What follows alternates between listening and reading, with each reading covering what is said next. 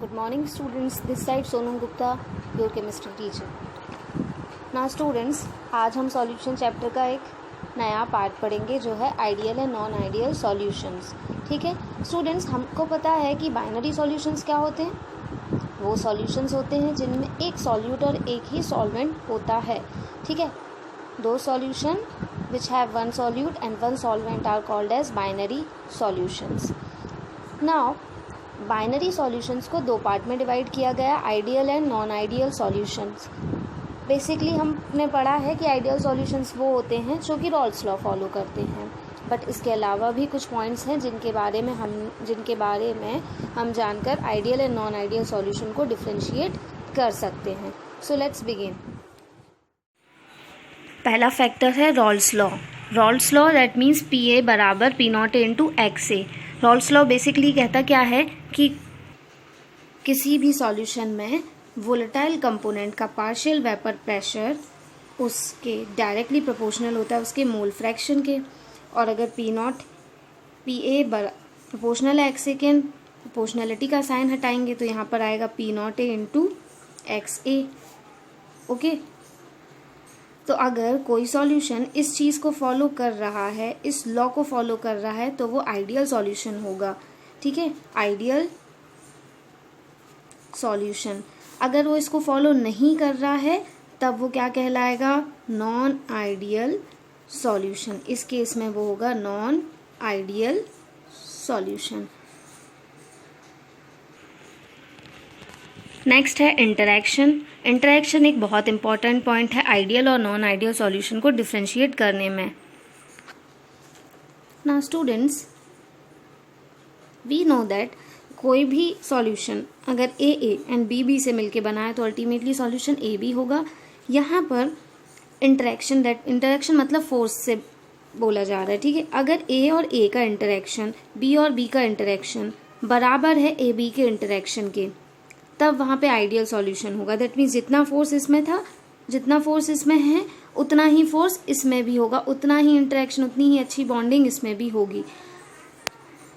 अगर A की bonding BB की बॉन्डिंग से AA और BB से मिलके कोई सॉल्यूशन AB बन रहा है और उस टाइम उसके बीच का इंटरेक्शन ज़्यादा हो गया, दैट मीन्स इनके बीच की बॉन्डिंग बड़ी हो गई, वीक हो गई, तब क्या होगा, वहाँ पर इंटरेक्शन बराबर नहीं होगा.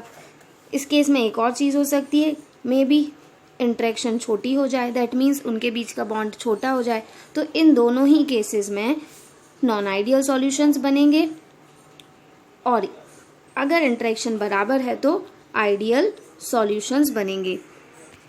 सो अगर ये इंटरेक्शन बराबर है तो आइडियल सॉल्यूशन होंगे, और ये इंटरेक्शन बराबर नहीं है तो वो नॉन आइडियल सॉल्यूशन होंगे. तीसरा पॉइंट है डेल V ऑन मिक्सिंग. तो इसको समझते हैं हम इंटरेक्शन के बेसिस पर. स्टूडेंट्स, आप जानते हैं कि AA और BB मिलके बनेंगे AB, और अगर उनके बीच में इंटरेक्शन बराबर है, इन तीनों के बीच में इंटरेक्शन बराबर है, दैट मीन्स उतना ही फोर्स उसमें है जितना इनमें था. ठीक है, तो उस केस में क्या होगा कि वॉल्यूम बराबर ही रहेगा, ना वॉल्यूम बढ़ेगा ना घटेगा. नॉर्मली आपने क्या देखा होगा कि अगर मैंने 50 ml एक कंपोनेंट A मिलाया है एंड 50 ml कोई कंपोनेंट B मिलाया है, तो अल्टीमेटली AB जो सॉल्यूशन बनेगा वो 100 ml होगा. बट ऑलवेज ऐसा नहीं होता, कई बार वॉल्यूम बढ़ भी जाता है और कई बार वॉल्यूम घट भी जाता है. तो इसको ही हमने चेंज इन वॉल्यूम बोला है. तो अगर ये पूरा का पूरा डिपेंड करता है इंटरेक्शन पर. अगर इंटरेक्शन सेम होगा, दैट मीन्स सपोज कि A एंड B में जितने भी मॉलिक्यूल में डिस्टेंस है वो बराबर है AA और BB के डिस्टेंस के, दैट मीन्स उनके मॉलिक्यूल के बीच में डिस्टेंस में कोई फासला नहीं आया, कोई फर्क नहीं आया, तो क्या होगा, जितना वॉल्यूम पहले था उतना ही वॉल्यूम बाद में रहेगा. तो ऐसी कंडीशन में चेंज इन वॉल्यूम 0 हो जाएगा. दैट मीन्स उस कंडीशन में del V on mixing is equals to 0, क्योंकि इंटरेक्शन सेम है, मॉलिक्यूल्स उतने ही पास हैं जितने पहले थे या उतने ही दूर हैं जितने पहले थे, तो वॉल्यूम में चेंज नहीं आएगा. दूसरे केस में बोलें तो अगर मान लीजिए इंटरेक्शन बढ़ रहा है या घट रहा है, ठीक है, उस केस में अगर मान लो बढ़ रहा है तो क्या होगा, मॉलिक्यूल्स पहले तो पास थे AA और BB के, लेकिन जब सॉल्यूशन बना तो मॉलिक्यूल्स दूर हो गए आपस में, इनकी इंटरेक्शन बढ़ गई, मॉलिक्यूल्स दूर हो गए, दूर हो जाएंगे तो ज़्यादा वॉल्यूम कवर करेंगे, तो इस टाइम चेंज इन वॉल्यूम कैसा हो जाएगा, पहले जैसा नहीं रहेगा, नॉट इक्वल्स टू 0। इस केस में भी यही होगा, चेंज इन वॉल्यूम क्या हो जाएगा, कम हो जाएगा ना वॉल्यूम, क्योंकि अब मॉलिक्यूल्स पहले के कंपैरिजन ज़्यादा पास आ गए हैं, पहले उतने पास नहीं थे, ठीक है। तो यहाँ पर change in volume not equals to 0। तो अगर इंटरेक्शन बराबर है तो चेंज इन वॉल्यूम 0 होगा, इंटरेक्शन बराबर नहीं है, घट रहा या बढ़ रहा है, तो ये होगा नॉट इक्वल्स टू 0। और यहाँ पर ये केस आएगा आइडियल सॉल्यूशंस में और ये केस आएगा नॉन आइडियल सॉल्यूशंस में। सो हम कह सकते हैं आइडियल सॉल्यूशंस में इंटरेक्शंस बराबर होते हैं, नॉन आइडियल सॉल्यूशन में जो भी सॉल्यूशन के बीच में इंटरेक्शन है कंपोनेंट्स का वो बराबर नहीं होता उनके प्योर स्टेट के, ठीक है। दूसरा, वॉल्यूम की में जो चेंज आता है मिक्स करने पर, आइडियल सॉल्यूशन में वो 0 के बराबर होता है, नॉन आइडियल सॉल्यूशन में वो 0 के बराबर नहीं होता। एंड लास्ट जो पॉइंट है वो है डेल्टा H ऑन मिक्सिंग, इसको भी हम इंटरेक्शन से ही समझेंगे ना स्टूडेंट्स। अगर AA और BB मिलके AB सॉल्यूशन बना रहे हैं तो कंडीशंस कैसी हो सकती हैं, देखो AA और BB मिलके AB बनाएंगे तो पहले AA के बॉन्ड्स ब्रेक होंगे, फिर BB के बॉन्ड्स भी ब्रेक होंगे। सपोज AA में, जस्ट हम कंसिडर कर रहे हैं, ओके, सपोज AA में 20 जूल एनर्जी देनी पड़ रही थी, BB में भी 20 जूल एनर्जी देनी पड़ रही है। जब भी बॉन्ड ब्रेक होते हैं एनर्जी क्या करनी पड़ती है, देनी पड़ती है, और जब बॉन्ड बनते हैं तो एनर्जी रिलीज होती है, ओके स्टूडेंट्स। सो यहाँ पर ये बॉन्ड बनेगा, अब जब ये बॉन्ड बन रहा है तो क्या होगी, एनर्जी रिलीज होगी। बट यहाँ पे ध्यान रखना ये इंटरेक्शन बराबर है, फोर्स बराबर है इनके बीच में, बॉन्डिंग बराबर है, जो भी आप बोले, तो क्या होगा, जितनी एनर्जी हमने इसको ब्रेक करने में लगाई उतनी ही एनर्जी इसके बनने में रिलीज हो जाएगी। That means ultimately 40 joule energy release हो जाएगी। तो क्या होगा, क्या चेंज इन एंथैल्पी हुई, एंथैल्पी मतलब हीट एनर्जी की बात करें, ठीक है।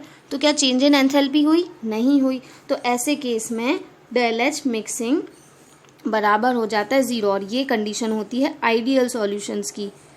नाउ नेक्स्ट है, मान लीजिए इंटरेक्शन बढ़ गया है, ठीक है, दैट मीन्स उनके बीच में बॉन्डिंग वीक हो गई है ना, दो चीज़ें जब ज़्यादा दूर होती हैं तो उनके बीच में इंटरेक्शन बढ़ जाता है, ठीक है, डिस्टेंस बढ़ गया है तो उनकी बॉन्डिंग कैसी हो जाती है, वीक हो जाती है, ठीक है। अब क्या है यहाँ पर, सॉरी, इंटरेक्शन कम हुआ है तो अब क्या हो गया, ये दूर हो गए आपस में, तो अब यहाँ पर जो एनर्जी हमने दी थी 20 जूल, यहाँ पर 20 जूल, और यहाँ पर कितनी रिलीज होगी, क्योंकि ये वीक बॉन्ड है तो इसके बनने में कम एनर्जी रिलीज होगी, वीक बॉन्ड्स के बनने में कम एनर्जी रिलीज होगी। तो ज़रूरी तो नहीं अब 40 ही रिलीज हो, सपोज यहाँ पे अब 30 रिलीज होगी जूल, तो क्या चेंज इन एंथैल्पी 0 है, नहीं है, ये 40 है और ये 30 है, तो दैट मीन्स 10 का डिफरेंस है। सिमिलरली इस केस में भी देख लो, यहाँ पर क्या हो गया, बॉन्डिंग स्ट्रांग हो गई, इंटरेक्शन कैसा है, स्ट्रांग है। जब स्ट्रांग बॉन्डिंग बनेगी तो ज़रूरी तो नहीं है ये जो 40 एनर्जी लग रही थी 20-20 दोनों में वो 40 ही रिलीज़ होगी। अब क्योंकि बॉन्ड स्ट्रांग है तो ज़्यादा एनर्जी रिलीज़ होगी, अब ज़्यादा एनर्जी दैट मीन्स 50 एनर्जी।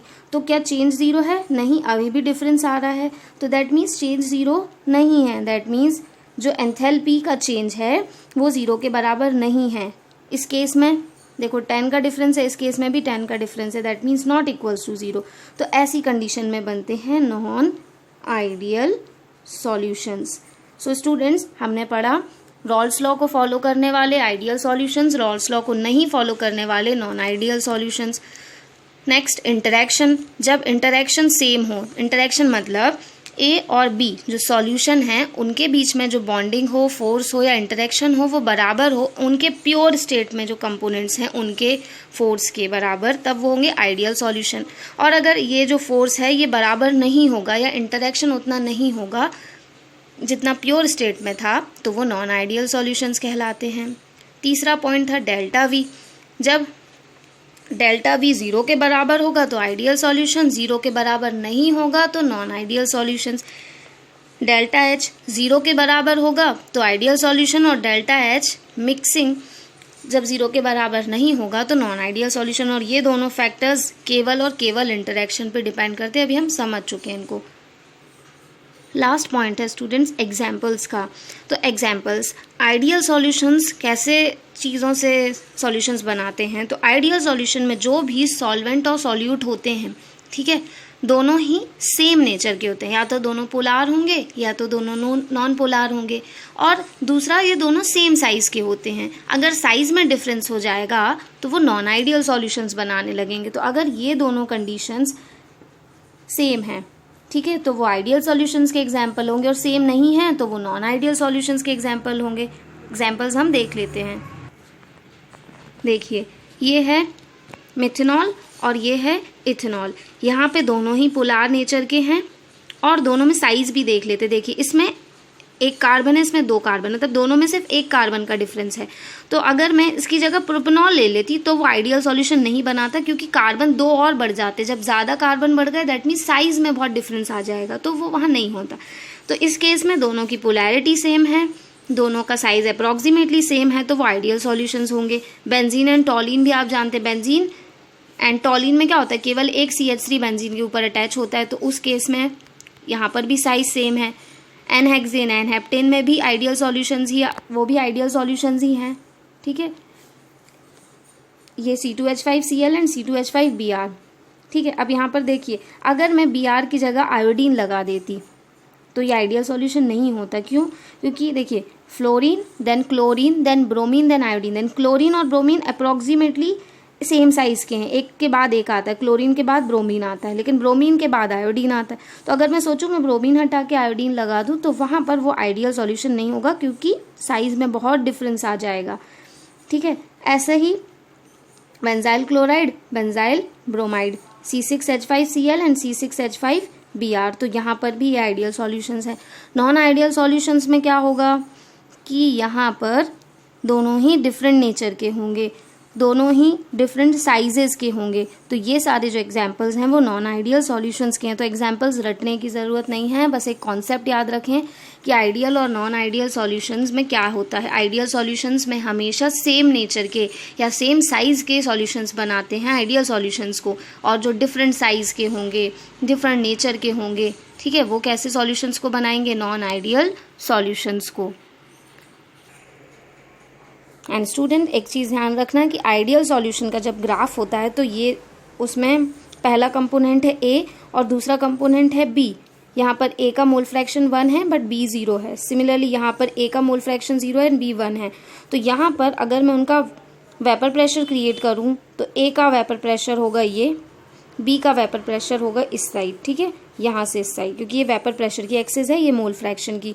सो ये मत बोलना कि B ऊपर जा रहा है तो B, क्योंकि कोई भी कंपोनेंट का कम और ज़्यादा हो सकता है, दैट डजंट मैटर। सो यहाँ पर इन दोनों को अगर मिलाया जाए पॉइंट टू पॉइंट तो यहाँ पर टोटल वेपर प्रेशर सॉल्यूशन का निकलेगा। तो आइडियल सॉल्यूशन में क्या होता है, PS, अगर मैं पहले तो देखूं कि टोटल सॉल्यूशन का वेपर प्रेशर निकलेगा PS is equals to PA का वेपर प्रेशर प्लस PB का वेपर प्रेशर। तो ये, एंड हमको पता है कि PA बराबर होता है P0 into XA and PB बराबर होता है P0 B इंटू XC, तो PS बराबर ये हो गया। तो आइडियल सॉल्यूशन में ये वाली चीज़ फॉलो होती है। नॉन आइडियल सॉल्यूशंस में डेविएशंस होते हैं, जो कि हम अभी नेक्स्ट टॉपिक में पढ़ेंगे। तो ये आइडियल सॉल्यूशन का ग्राफ है। सो स्टूडेंट्स, अभी हमने पढ़ा आइडियल सॉल्यूशन। आइडियल सॉल्यूशन को क्या होता है, वो सॉल्यूशंस जो कि रॉल्स लॉ फॉलो करेंगे, दैट मीन्स इस लॉ को, वो आइडियल सॉल्यूशन होंगे। जो फॉलो नहीं करेंगे वो नॉन आइडियल सॉल्यूशंस होंगे। जैसे ये दूसरा, इनके बीच में इंटरेक्शन अगर बराबर होगा, प्योर स्टेट के कंपोनेंट का इंटरेक्शन सॉल्यूशन के कंपोनेंट के इंटरेक्शन के बराबर होगा तो वहाँ पर कहलाएगा आइडियल सॉल्यूशन। इंटरेक्शन बराबर नहीं होगा तो वहाँ पर होगा नॉन आइडियल सॉल्यूशन। नेक्स्ट है डेल्टा H ऑन मिक्सिंग, ठीक है, delta H that means change in enthalpy on mixing 0 होगी तो आइडियल सॉल्यूशन, 0 नहीं होगी तो non ideal solution. Similarly delta V on mixing 0 होगा तो आइडियल सॉल्यूशन, 0 नहीं होगा तो नॉन आइडियल सॉल्यूशन। नेक्स्ट, ये उसके कुछ एग्जाम्पल्स हैं, ठीक है। एग्जाम्पल्स कैसे होने चाहिए, अगर सिमिलर साइज या सिमिलर पोलैरिटी के हैं तो आइडियल सॉल्यूशंस बनाएंगे, अगर सिमिलर साइज और पोलैरिटी के नहीं हैं तो नॉन आइडियल सॉल्यूशंस बनाएंगे। So students, this is all about ideal and non ideal solution. I think आप सबको समझ आ गया होगा। Thank you so much.